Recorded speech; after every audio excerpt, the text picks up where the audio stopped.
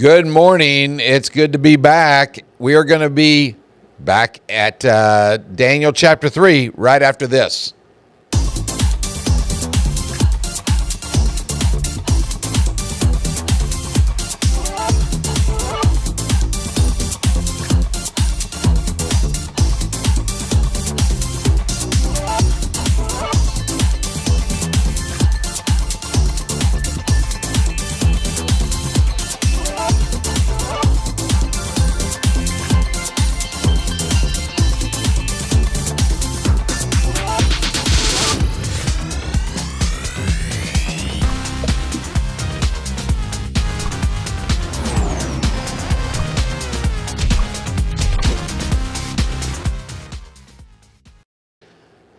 And once again, it is good to be back.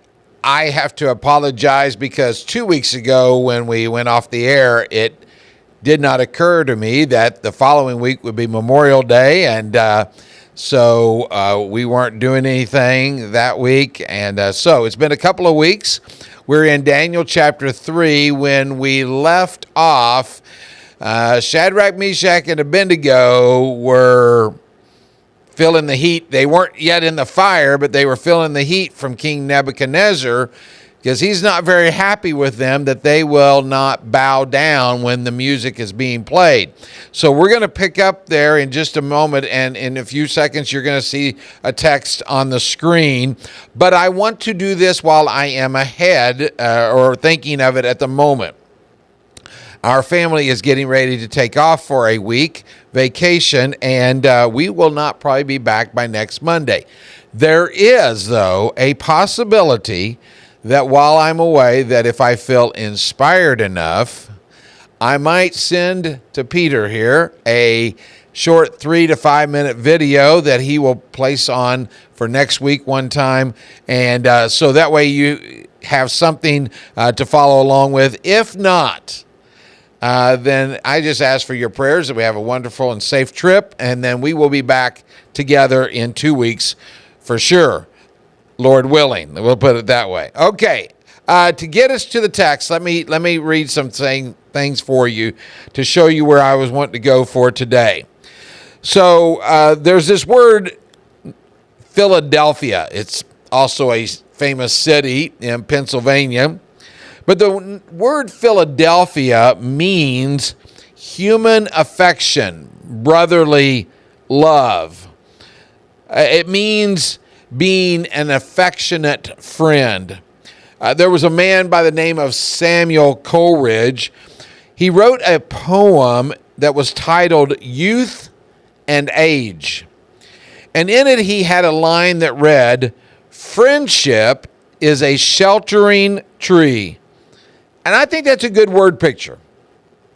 You know, friends are those whose lives are like branches. They provide shade. They provide refuge from the demanding, irritating, and searing rays of the hot sun. You can find comfort in them.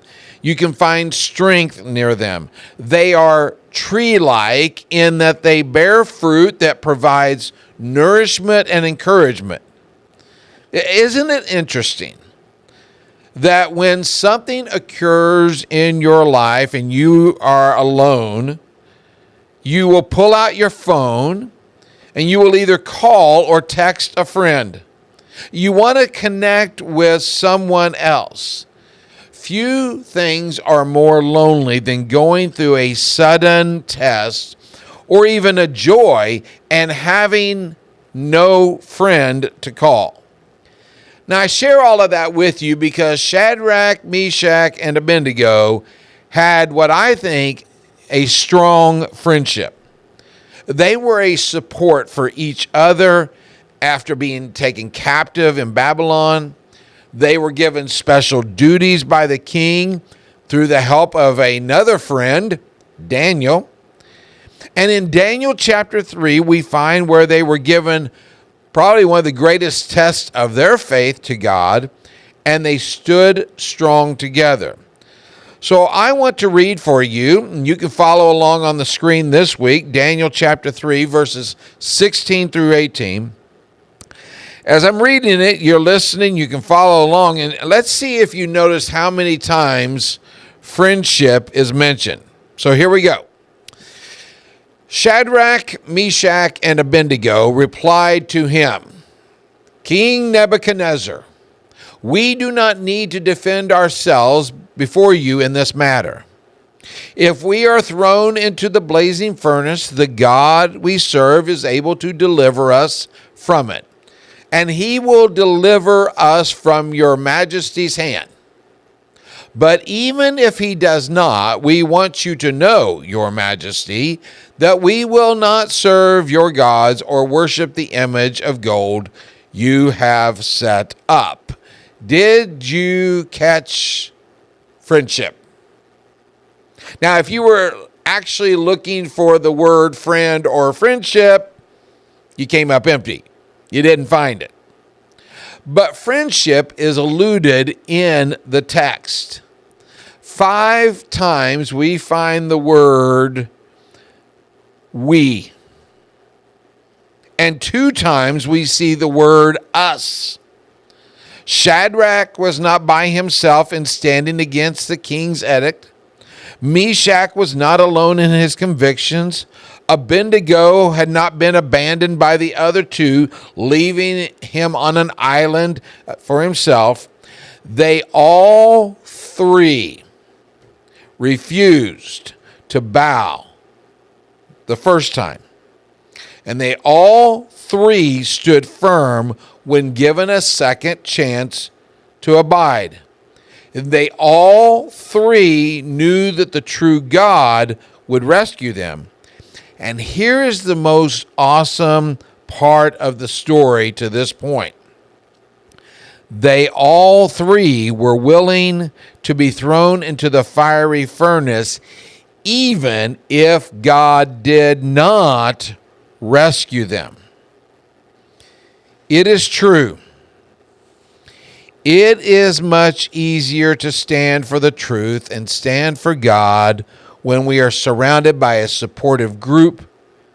Joshua had Caleb as a friend. David had Jonathan as an encourager. The Apostle Paul had Silas to motivate and encourage him and to spur him on.